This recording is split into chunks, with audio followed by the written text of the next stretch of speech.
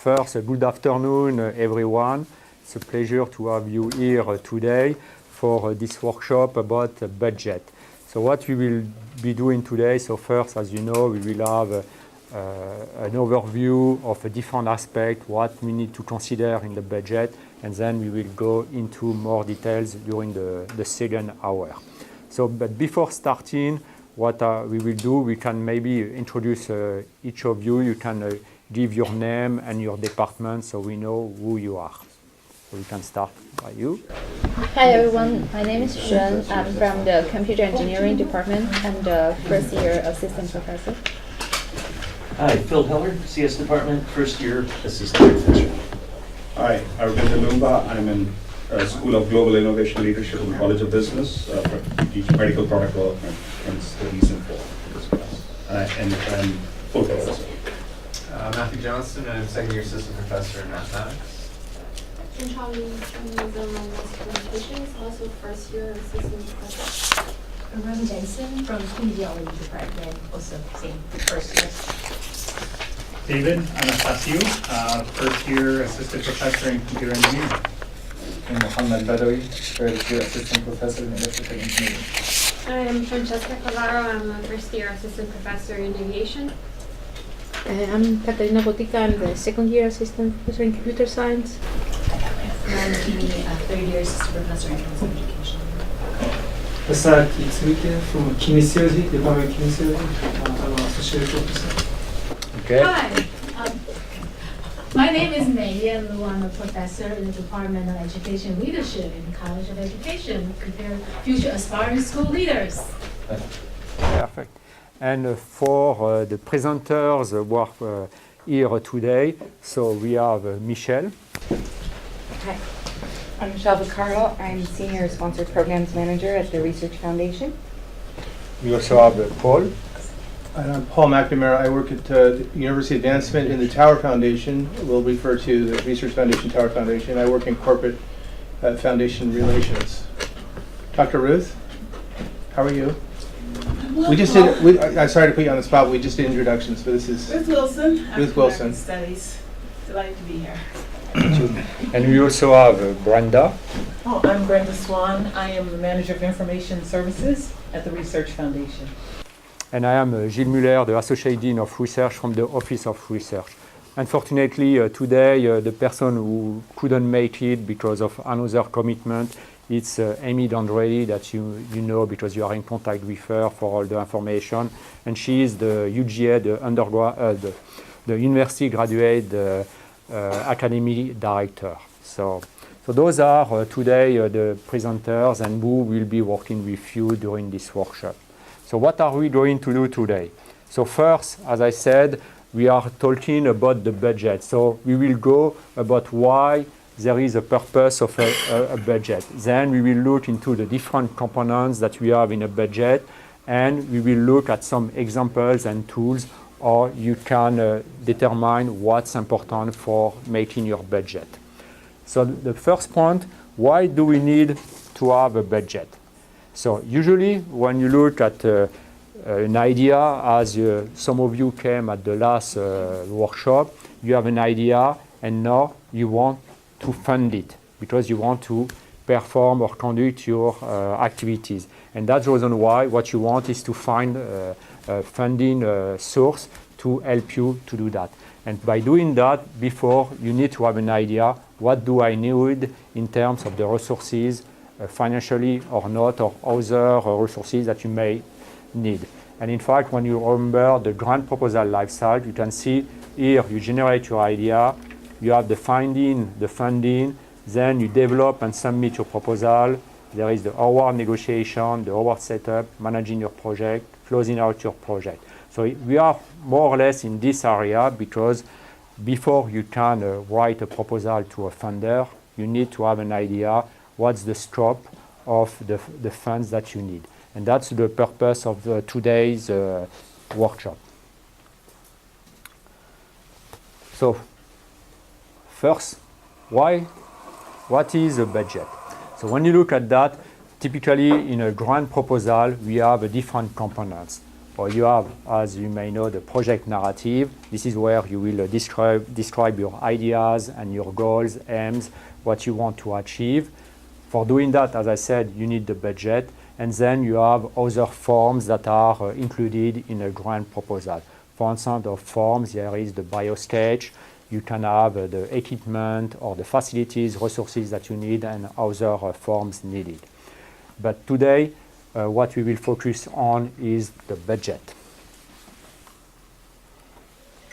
So the purpose of the budget, in fact, as I just said, this will give you the idea what you need to consider. Because depending on what your plans are, it's not always the same amount of funding that you may need. You need to cover your needs. For instance, do you need to provide some support for your work during the academic year or during the summer or the winter break? Or do you need to purchase any instrumentation, equipment, or supplies to conduct your work? So those are important points that by looking at the budget, you have a good idea. Then you need also to make sure that you have enough resources that will allow you to accomplish what you want to do. And finally, that's something very important when you look at your, for instance, your summary that you develop at the beginning or last time if you came to the workshop. By looking at the budget, someone should have an idea what you propose. And I would say that often it's not unusual that reviewers who will evaluate a grant proposal, they read your summary statement and the next step, they go directly to your budget. By reading your summary statement and looking at your budget, they can have an idea if what you propose will make sense. Because what you want to make sure is that your budget is not overstated or understated, because you need to make sure that you have the right amount. And that's often the case that a lot of reviewers, they do that. And I know, for instance, in my case, when I have to review proposals, I do the same. I look at the summary statement and then at the budget. And from there, I already have a good idea if there are some flaws or not. And after, when you go in the narrative, you can get more information. So that's very important always when you look at the budget, make sure that it will really reflect what you want to do. Don't overestimate it, because it will be shown right away, or the opposite. If you don't have enough, they will say, oh, you want to do all of that, but in fact you didn't budget enough, so there is no way that you can accomplish. And maybe in this case, they may not support your ideas. So those are the main points why the budget is very important. It's not just the dollar amount, but it will show what you want to accomplish and how you want to accomplish. So that's, and then when we talk about the budget, the other point, sometimes you have heard we talk about direct costs, indirect costs, or total costs. And depending on the funders, how it's written in their announcements or calls, they may say that the amount available is X number for the direct cost or a total cost. Often, if you read a total cost, the total cost, in fact, it's a combination of the direct cost and the indirect cost. So what's the difference between the two? The direct cost is basically all the funds that are allocated to the work that you want to do. So this is what you need. So that's your section. So this always the direct cost is what really you need to budget.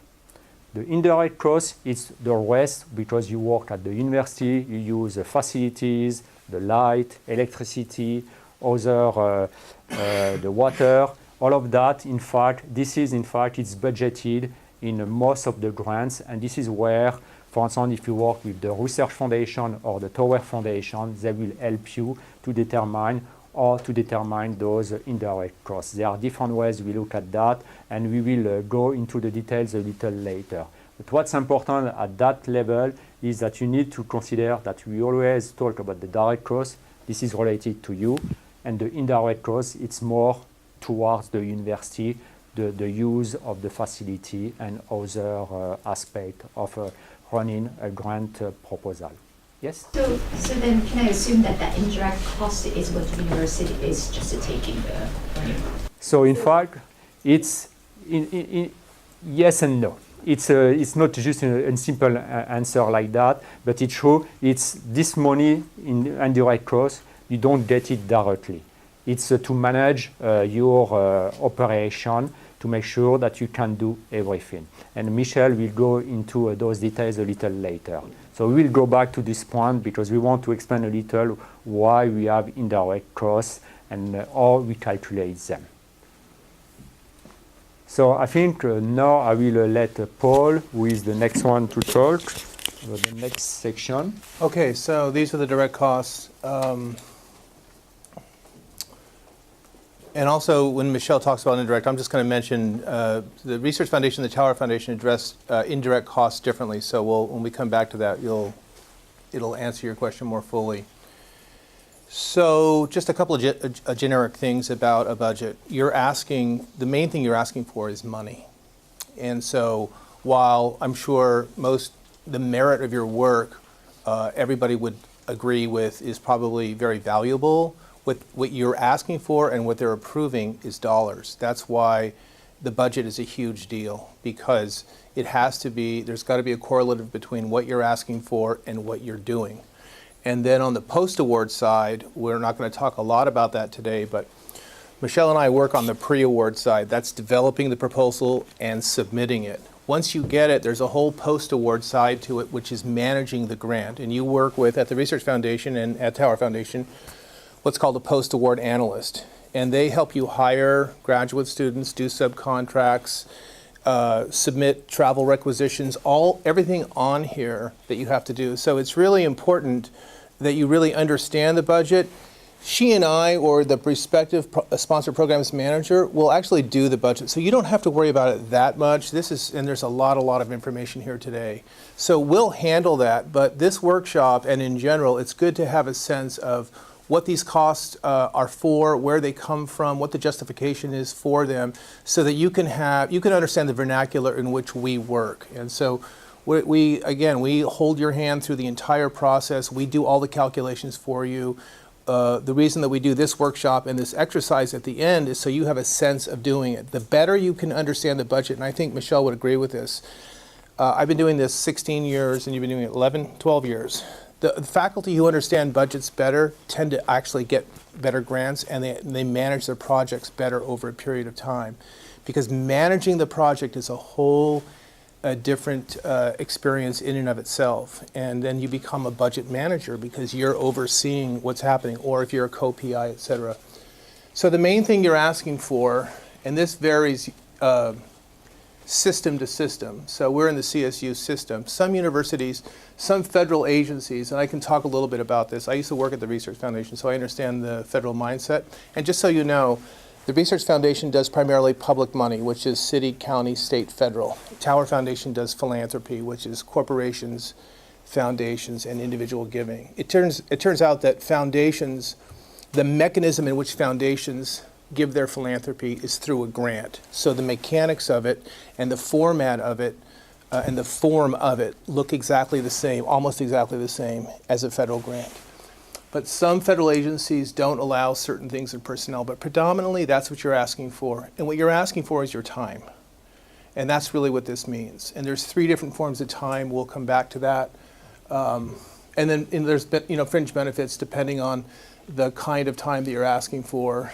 This is, for example, if you're going to do a support group, or let's say in education you want to bring in a group of, these are real samples, a group of, let's say, 25 teachers to evaluate a particular kind of a curriculum, and you want to pay them $50 a day or $100, whatever it is. That's called participant support costs. Equipment, there's a federal definition that's $5,000 or more, so there's also, it's called small equipment, so if you want a laptop and it's $2,500, that's small equipment, or probably materials and supplies. Michelle can go into more detail about what really equipment is from the federal perspective. Travel, obviously, you want to disseminate the stuff, so a lot of grants require that you go to a professional conference and present, so there's a rule of thumb for most of this. Travel's usually around $1,500 a trip national, and there's international. Materials and supplies would be, printing materials, supplies, as I said, small equipment, maybe software, consultants, if you have to hire consultants. the whole notion with working with other faculty from a different university is an issue between consultants and subcontracts that we can get into. You don't have to worry about it right now, but generally consultants would be, or subcontractors would be some kind of partnership or vendor, and then other costs, you know, it just kind of depends on the specific grant. Question? Just a small question. Do we have an internal limit on how much to spend on a domestic and international conference? Conference? Is there a limit? I think the only limit would be from the sponsor. Oftentimes in a grant, they'll more and more, I don't know if this is true with federal grants because I haven't looked at them in a long time, but they're putting certain caps on certain categories. So is that true with travel or conferences? It depends on the program, and a lot of the programs actually require you to go to a conference or travel to a specific meeting, and so they'll state that, and then we'll have to make sure to include that in the budget. But I haven't seen any specific caps per se in general. It's, as long as we on our side, we want to capture the per diem costs that the federal agencies have out. They have a website about that. So again, we would work with you while you're developing your budget on what those costs could be. What I have seen are caps on those. Yeah, that's what I mean. Like some places have, for example, you can't spend over $100 for a hotel. Yeah. A certain amount of We would look at the federal Yeah. per diem rates and use those rates. Yeah, use those rates. And same thing with private foundations. Sometimes they'll say, you know, they'll allocate whatever it is, $3,000, and then if it's going to cost you more, you have to get the money from the chair or the dean or something. Or if you want to bring, let's say, a graduate student with you or something like that. Any other questions about these generic terms? We're going to, in the exercise, you're going to see this ad infinitum. These are all direct costs. So I'm going to give you an example of what that looks like. This is how you calculate the personnel costs. Here's a worksheet just going to ask you a whole bunch of questions, and from these, the way that you answer these questions, we just back into what these numbers look like for you. So, overload. So these are the three different options of how to pay yourself. Okay, so overload, each of you, more or less, I think 95% of the contracts are that you get paid over a 12-month period for 9 months of work. So you get paid for 170 days of teaching. And so during that period, bless you, when you're getting paid, which is the academic year, you can work 25% over and above, you can earn 25% over and above your salary here, right? So in the summertime, you can earn 125%. So there's 12 weeks in the summer, right? And so we'll show you how to do those calculations, but that's what overload is. Why would you do, and so I'll explain release time and then I'll say why you would go back and do this. Release time is just, or it's also called assigned time, and that's buying yourself out of a course. So let's say you're teaching 4 courses or whatever the number is, and you need additional time and you want to buy yourself out of a course. It's a whole other area in itself, and you have to check with your chairs, and we'll come back to that. But essentially, you're either looking, most faculty are on a 4-4, which is 4 in the fall, 4 in the spring. So each class is broken down into 20% time. So 4 classes would be 80% and 20% prep time. So when you buy out a course, generally, unless there's a lab or it's a large course, 1 class is generally 0.2 and 0.4 would be 2 courses, or 3 or 6 WTUs. Those are the equivalents. And so you can buy out 1 class, per academic year, like 1 in the fall or 1 in the spring, or both, or for the entire duration of the grant. Let's say it's 3 years. I've seen a lot of budgets where faculty will buy out the first year. I just did one where in the College of Ed where she bought out 1 semester in the first year and the 3rd year, and then the 2nd year she only did summer. So there's lots of different kind of variations depending on what you're going to do and when you're going to do it. So 0.2, for example, that's class in 1 semester. One Correct. class in 1 semester. It depends. So, but in general, you can either do 0.2 for 1 semester or 0.2 for the entire semester. For the academic year. For the entire academic year. Right, that was the test. Is it usually better to ask for, kind of within 1 year, for either release time or summer, or do some people ask for both? Let me answer it this way. Some federal agencies, when I talked about in the first slide, some agencies restrict the amount of release time you can get. So some don't allow it at all. There's 26 federal agencies, right? So there's National Institute of Health, NSF, Department of Energy, Department of Labor, blah, blah, blah. there's 26 of those, right? And so some of them will limit how much release time you can do. When you say, is it better, it kind of depends on what you're going to do and why you need the time. And that's one of the things that we talk through with you, like what are you going to do, or how much time you're going to spend with this. In general, in general, I think it's on this, I put it on this little worksheet. Point 2 is generally for one course, 8 hours a week. For 17 weeks in a semester. So this is about 8 hours a week. So that's kind of how you figure out how much time you need. So the answer is it kind of depends. But for private grants, I mean, the standard, I don't know, you can talk about this, but I think the standard is usually 0.2 for for an academic year, unless it's a really big grant. And you don't ask for summer pay, you ask for release. Sometimes people do both. It depends on how much work it is. So for example, I just did a grant, the American Neurological Association, and the faculty is doing survey work with another university during the academic year, and then he's going to pay a graduate student to process that and do the data analysis during the summer. So I think the student's going to end up working 10 to 15 hours a week. He's going to work about 6 weeks to do that analysis. So it kind of just depends on what you're going to do and how you want to do it. If I may add something, sometimes, for instance, if you look at the NSF, the National Science Foundation, typically they only allowed 2 months of faculty support per year. So some faculty, what they decide, maybe the first year they just take the release time, then the summer, the second year, or a combination, 1 semester of a 0.2 release time and 1 month of a summer support.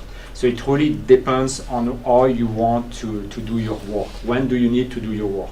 Because some, they need to do field trips, or they need, or during the spring, I really need to collect my data. So if you wait for the summer to do your work, it will be too late. So that's why I think it's really depending on what your needs are and what you are doing. But you can do a combination, or only one or the other one, or you can switch from 1 year to the other. If it, let's say it's a 3-year grant, you are not required to do the same thing every year. So that's possible. I have 2 questions. So one is really, we do this like huge plan of like when we're gonna work on what, but what happens if then like I asked for summer pay and that summer something comes up and maybe I have a legal absence or something else? What happens if I have to change plans but the budget is not accounting for that? Yeah, that's a good question. Everything's negotiable. So usually when they give you the money, they don't want to take it back. And oftentimes, another question that goes with that people often ask is, what if I applied to 2 grants? Can I apply to 2 grants? Can I do a private and a public one? What if I get them both? Right? That's a good problem to have. Generally what you do in any of those cases, including your question, is we just go back to the sponsor and we say, this circumstance came up. Can we change the time? Can we change the start time? I had this time for the summertime. Can I move it to the following summer? Can I move it to the spring? Can I do it, can I get overload? Can I get release time during the following semester? And usually, I can say this for most foundations, they're fairly flexible because they want you to do that research. And if in a federal case, and even in a private case too, you have somehow convinced them that the merit of what it is you're going to do corresponds to their mission and their goals, whether it's a federal agency or a private foundation. So they are on your side. So they're willing to be flexible. Any circumstances like that come up for you? Periodically, there's times when you have to make adjustments to the budget because of what's going on in your world. But we just go back to the sponsor, explain to them the situation, and usually we can work something out. In general, this is a model. Right? So the model, that's what I like about business plans in general. They're a model. And so a budget is a form of, it's a condensed, version of how you're going to spend the money. 9 out of 10 times, how you spend that money is very different from how you said you were going to spend that money. So we often come up with situations where the rule of thumb is you can move about 10% of any of your line items without approval. Is that true with federal grants? That we kind of work off of that as well. But then when you have to shift a big chunk of money, we usually just get approval. Sometimes the other thing that happens quite often, actually, more often than you would imagine, is people don't finish on time. Because they get, things just happen. Another co-PI at another university couldn't get their data in time, they couldn't hire a graduate student, they had to teach an additional class, something comes up, and so you get what's called a no-cost extension, where you get more time for the same amount of money. I think on follow-up on that, for federal monies or state monies, which is a regular routine, every year there's going to be the same program. They have no problem. But if it's something that was just this time, then I have had experience where they want it to be done in that fiscal year only because of the limitation. It's true that in this case, unfortunately, you don't have the choice. You have to follow the guidelines of the funder or the sponsor. But as Paul and Michelle said, most of the time, if you have a situation, it's better to reach out to the Research Foundation or the Tower Foundation where you have your grant, and they work with the funder, and usually it's pretty rare that they will say no. So that's what I would say, that if you are aware of something, just contact them and they will work with you and try to resolve. In your case, it's true that in this case, unfortunately, it could happen and you don't have a lot of choices. Does the funding agency ever say no and you have to give back all the money? Yes. It could happen, yes. It's if really what you are asking, they think it's not fitting the scope of what they believe in, or it doesn't really fit what you propose to do, yes, they could say no, and in this case, you have to return the money. I have a grant right now that just finished up, and there were just a lot of things that went sideways, and we could not, the faculty could not finish in time. So now we have $40,000 surplus, and so I just wrote an extensive letter to them. I worked with the faculty for 3 or 4 weeks to come up with a plan to repurpose that money, because we don't want to give it back, right, that goal. But so now they're considering that. But with federal agencies, they're a little bit more strict in terms of because of the accountability to the public. Yeah? Did you ever have to give any money back? Yes, we've had to give money back. I think you still owe me $10 then. Yeah. So speaking on money, I think you can talk a little about that, Paul. So this is an example. So you can see Joe Smith is asking for, so AY's academic year release time for 2 years. It's a 2-year budget, 21 days of summer, so it's really both. And then with the co-PI. Something that you're going to come across a lot, and this has just been new here for the last 3 or 4 years, each of you has your own fringe benefit rate for release time. That's release time only. Summer at their agency is all the same, right? Summer for us is all the same. They're slightly different. You're like 11, 10 points, 9.6. We're 14. So, but release time is different. Why? Because each of you has different dependents. So some have fewer, some have more, and so your release time fringe benefit rate is going to be different. And the university used to use one flat rate, but they figured out that they were losing money. So now they just do it according to your budget. So you can see here where this release time is 44.85 and hers is 38.64 because they're different. And one point, you don't have to determine this number. The Research Foundation and the Tower Foundation. We have all the rates. Because they get the information directly from Faculty Affairs or HR. What do your dependents have to do with the fringe? So some people's dependents, I'll give you 2 extremes. One woman, her husband and 4 kids are on her benefits, and her benefits are almost 100%. There's another woman I know whose all her benefits are through her husband, and her benefits are like 15%. So they're not asking the university for any benefits, where they're on the other extreme, they're asking for a lot of benefits. So it's how much is covered within your entire family. That's how that works. In relationship to a grant. Right.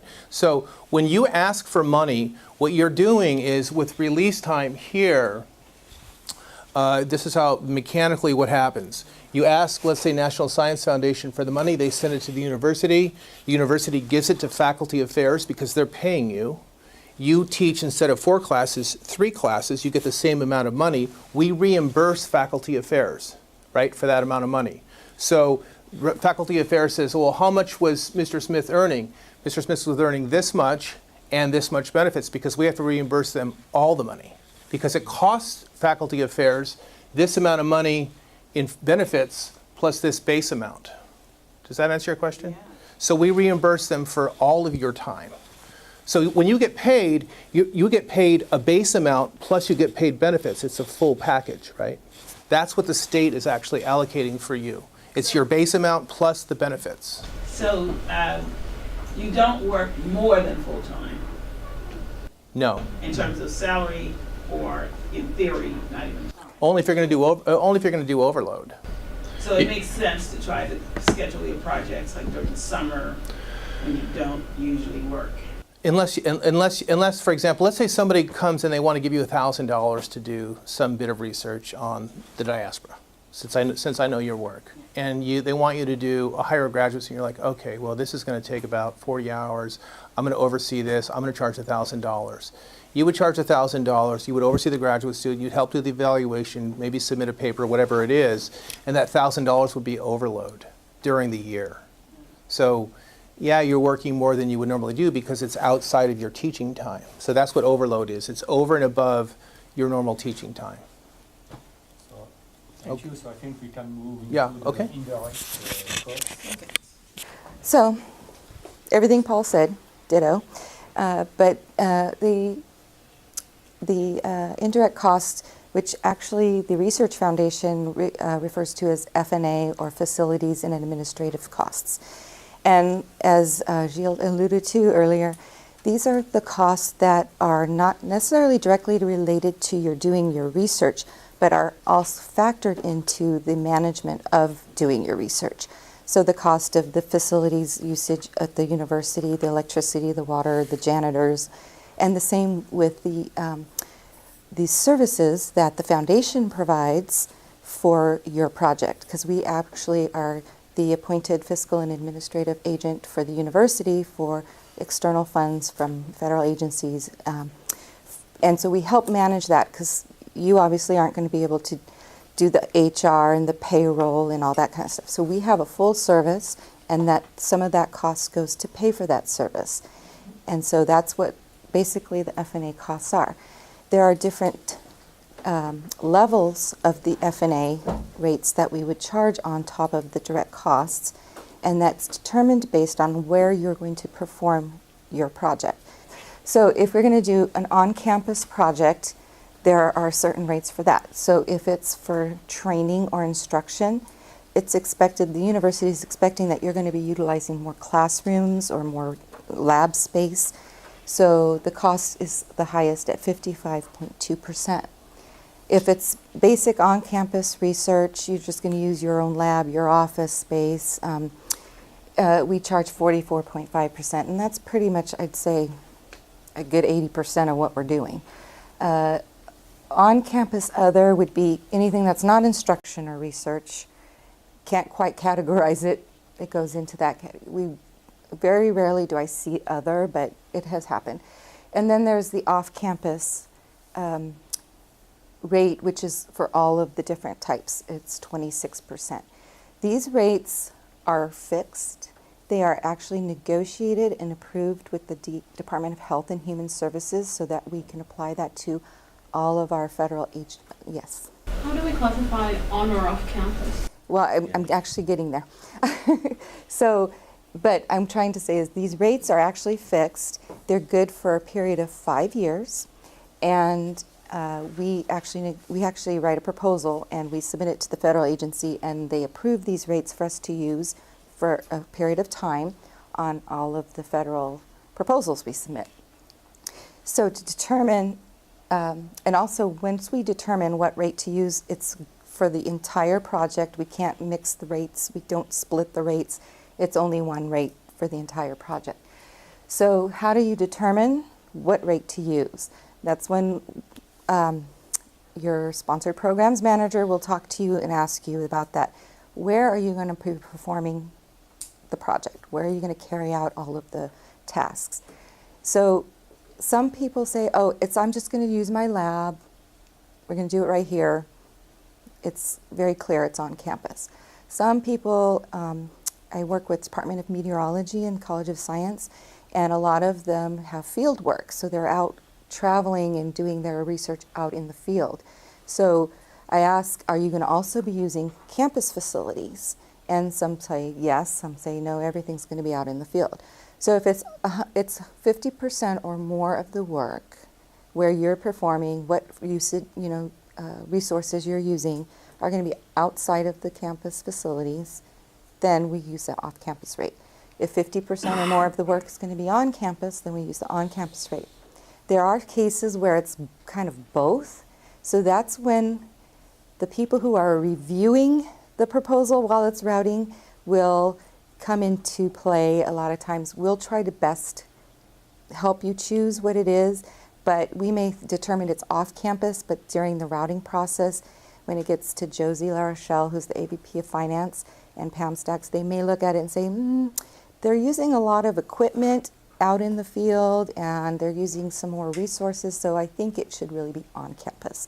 So we have to, there's sometimes a fine line when it's kind of like, well, some of it's off campus, some of it's on campus. So we kind of ask more questions and delve into it so we can actually find the correct rate.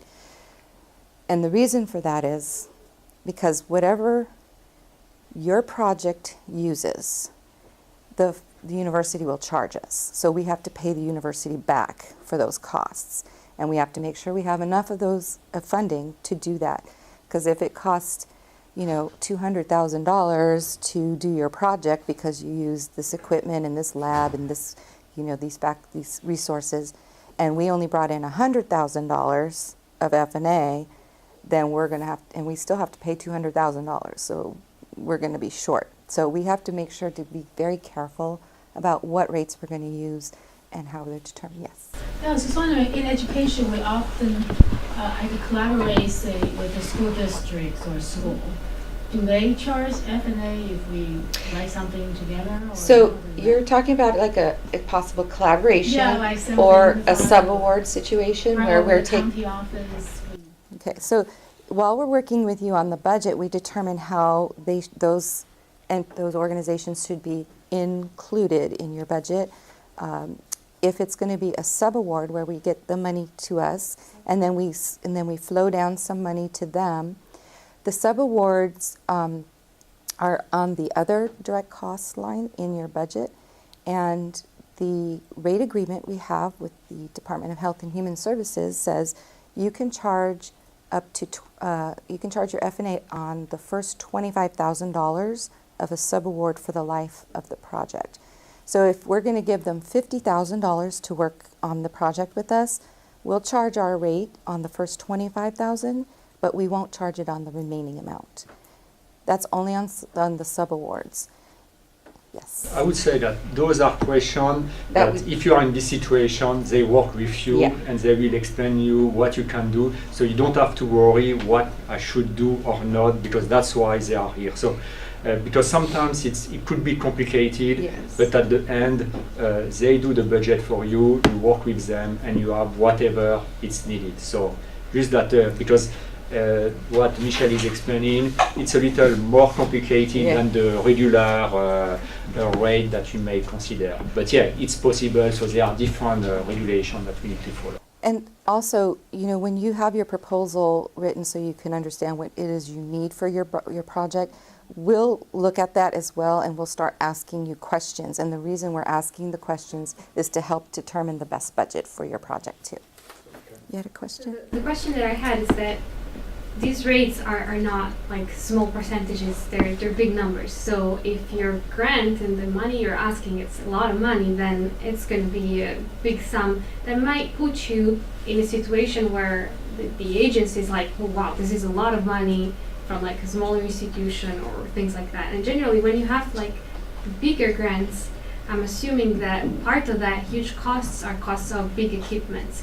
So if you have equipment in your own grant, you're not using equipment of the university. Is that into the modified total direct cost? So if I have a piece of equipment that is $200,000, does that also account for the 55%? Okay, so you're going a little bit ahead, but yes, what you're saying is true. So there are certain budget line item categories that are not subject to F&A, and again, that is part of our rate agreement with the federal agency. And so what we have to do is we have to modify the total direct costs. So what we would do is we would take out those items like Paul alluded to, participant costs. Participant costs are not subject to F&A. Equipment that's $5,000 or more is not subject to F&A. And then, of course, the subcontracts over the amount over $25,000. Tuition also is not subject to F&A. So what we would do is we would determine your direct costs, then we would take out those that are not subject to F&A, then we would factor the percentage on that modified total direct costs to come out with your project total costs. That. Another quick question.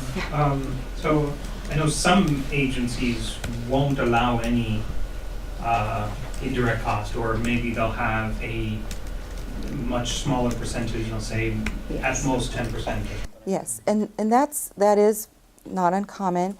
On the side of Research Foundation, however, because we do ask for funding from federal agencies most of the time, or state agencies, they usually allow F&A, but in the specific program that you're applying to, there may be some restrictions, and we would have to abide by those restrictions. So if I know, like, say the state of California, which I work with a lot, they say 25%, that's as max as you can go. And if it's an on-campus project, then we'll only be charging the 25%.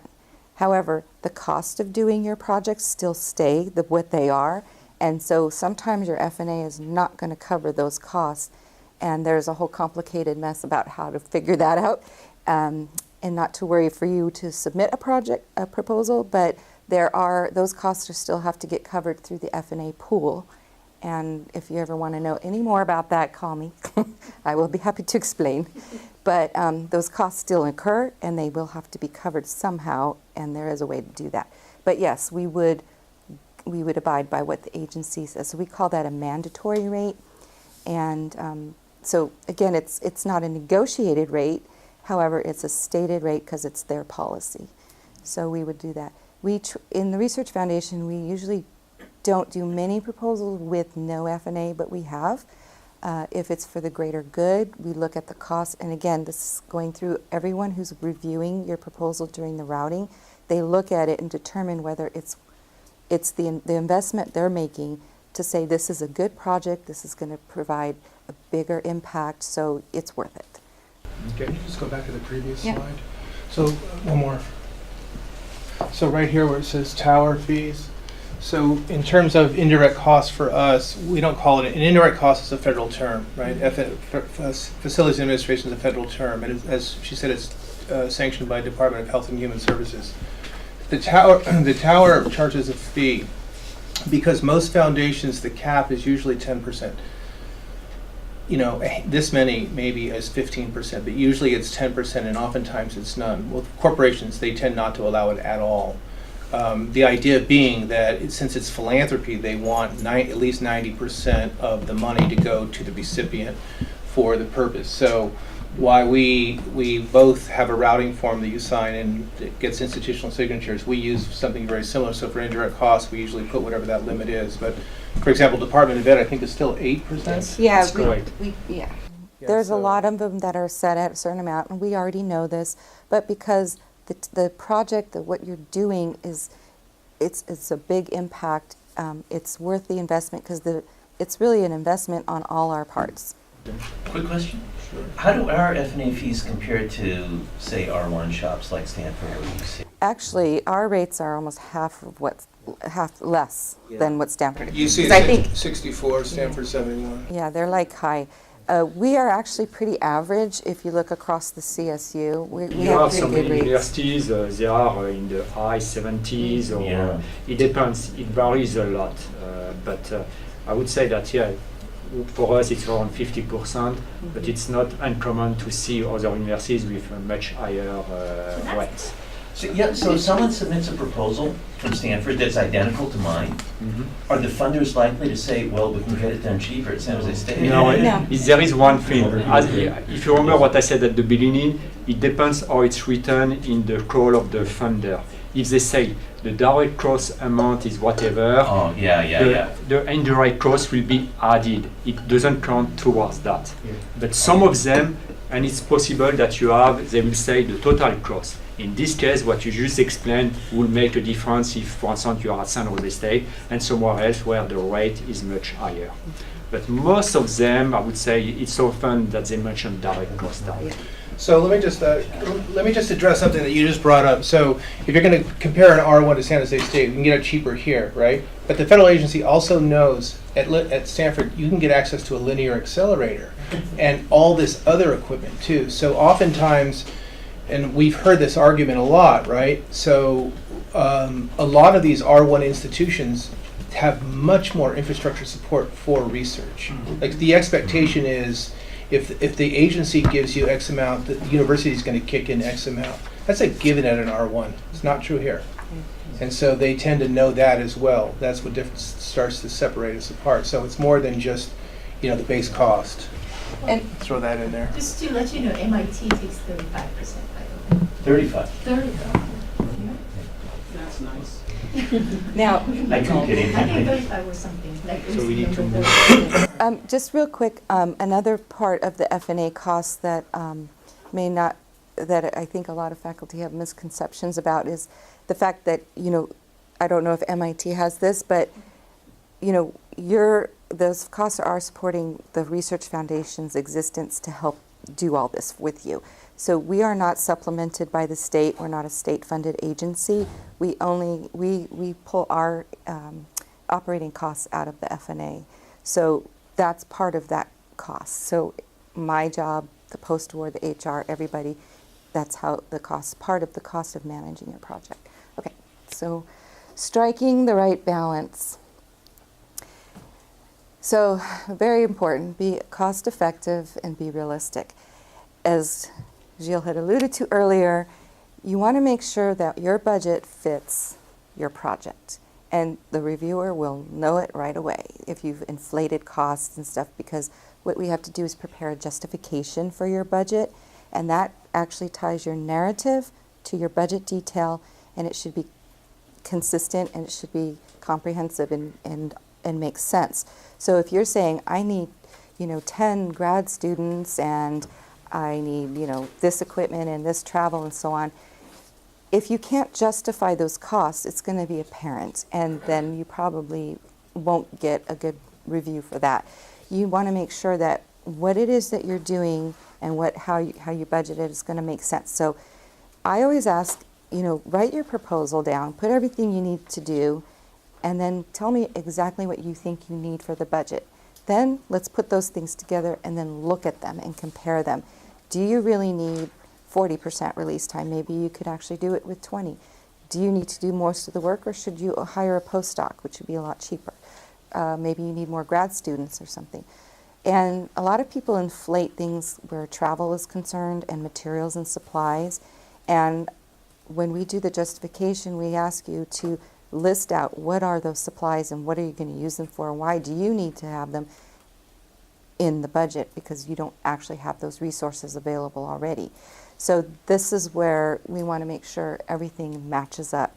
And again, we're here to help you with that as well. Question.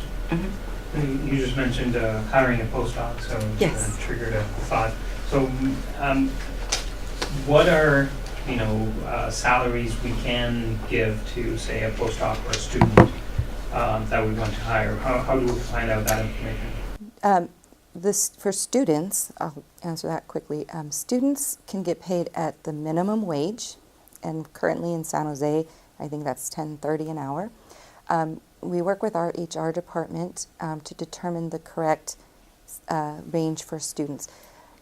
Typically, in my experience, for engineering proposals, we would pay a grad student $15 an hour and an undergrad $13 an hour because of the type of work they're going to do and the experience that they need for that. I know for psychology, for Dr. Kevin Jordan, who works with NASA, he pays his students, I think, like $25 an hour. But it's based on the type of, it's like any time when you hire somebody, you have a job description, and then you have a salary range to fit that job. So we would help you with that determination. But I usually say in general, if it's engineering, I usually say 15 or 13, and sometimes lower, sometimes higher, depending. Now for postdocs postdocs, you're going to want to pay. We can't be that competitive with industry, obviously, but we want to get enough to entice somebody to come out and work with you. So I've seen postdocs from 40,000 to 80,000, depending again what they're going to do, what their experience level is, and so on. So it also depending on what if there's a threshold for your budget limit based on the agency's guidelines, it has to fit in that too. So I would say for the postdoc, you need to be also realistic because the funder may not heard it. And recently there was a case, not here because I heard it from somewhere else. Someone submitted a proposal to NSF and they were putting pretty high salary for the postdoc. And in fact, at the review level at NSF, the panel talked a lot about this proposal. They really liked the science, but because of the amount asked for the postdoc, they declined it. So you have to be careful. You look where you work, where the work will be done, what are the average salaries for a postdoc, and it's better that you are in this range, within this range, than trying to be too low or too high, because again, it's what we said earlier, you may be in a situation where you may lose the funding because of something like that. So I'm curious, in that situation, can he renegotiate, we'll take out the postdoc part? Excuse me? I'm just curious, in that particular situation, can you renegotiate since the reason is They didn't, in the case, the situation I just mentioned, because I know the faculty, he didn't have the choice. Because they didn't go back to him. It was during the review process, and the members of the panel made a decision. They said, no, we won't, because it was too much asked. So that's why you need, as we said, to be realistic on your budget to avoid any situation like that. And to help you be realistic is a writing of the justification. So if you can justify the reason why the person had to get paid a higher amount because we're in Silicon Valley and everybody's making this much money, that might be, a good justification. But if you can't write it out, they're probably not going to approve it. Yeah. Okay, so last question, and we'll continue. Now, Right. on the postdoc situation, so let's say you give them $40K, I assume that's per year, right? Mm-hmm. Are there additional costs that you have to consider in addition to that? Are those costs automatically included into the indirect costs, or do you have to put them in the budget? For personnel costs, so a postdoc would be under personnel because we would hire them directly to the project. There would be fringe benefit costs as well. And depending on if the postdoc's going to work full-time or part-time, the costs would be different. If it's part-time, it's 9.6%. If it's full-time, it's 43%. And then on top of that, the F&A would be charged. So that would be another line item in the budget, or? It's personnel, fringe, then the F&A. Like this one here, this could be a PI, this could be a postdoc. Okay. If you put postdoc, you will have, if you do during the academic year, the summer, and then in the fringe benefits line section, you will have the same. So each of these lines have a corresponding fringe benefit lines, and then that moves into the total direct costs, and then we. But what other costs are you thinking of besides fringe? Like, an office for them to sit and work in. That's the F&A part.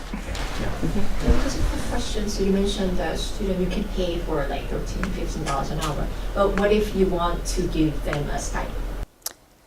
Well, when we hire, if you're going to pay a student to do research, they're going to become an employee. It's not it's a working stipend. They will get charged the benefits and everything. It's stipend or salary. It's the same. They're being paid to do you're hiring them to do work. And sometimes some funders they do not allow the stipends. Yes. So we don't call it stipend. Yeah, the IRS about 10 years ago came down on the word stipend because what ended up happening was that faculty were hiring students to do work, and the student would get, let's say, $500. They wouldn't pay taxes on it. So they see that as a tax avoidance. And so anytime you're going to pay somebody, with very few exceptions, like participant support costs, or a real stipend is just the student has to spend that money on books and housing, let's say, or something like that. They can't, anytime, Otherwise, it always is extrapolated as work. And so you're going to pay fringe on it, and you have to report it as income. So I think most of us have experience of being a doctoral student and we got stipend because we worked in that. Chances are that faculty also paid fringe benefits on your work. But you just didn't know that. You got an X amount of money, but you don't know what the deductions were from the grant office. Sometimes it's under fellowships that are a little different like stipends. Yeah, so because I was on the NIH training grant. Exactly, but in this case, your mentor paid a fringe benefits. Yeah. So what we will do? Oh, sorry. So it could work here as well, right? We don't necessarily pay stipends for work. Yeah, but you can do it, but it's under a different name. We would call it other than a stipend. So before we do a quick break, Paul will just introduce the material that you will use after or to plan or to budget your documentation. Right. Okay. So I'm just gonna I'll just show these to you first, and then I'll hand them out. I have them here. Oh, you have them up top. Oh, okay, great. So that's what this sheet looks like right here, and so this is just basically, I do the same thing. I don't know if any of you came to the other workshop on developing a narrative, but this is the same idea. So it's just basically, here's the questions over here, and we just sort of walk through it. Do you want release time? If so, how many semesters? Do you want summertime? You know, you can either do it by days. There's 8 hours in a day, 5 days a week. Do you need overload? Do you need a graduate or assistant? Are there going to be any other collaborators? So this is just a worksheet to kind of go through to brainstorm. I think there's one more page. Okay, so then here's a budget template too, and are we handing this out? I don't think I printed this. I printed a complete one though, actually, for you to see as a model. So you have some? I have some. So this is similar to this. It's not exactly the same, but again, we generally always start with personnel at the top because that's the main thing. And then it goes into here, and this is X number of years too.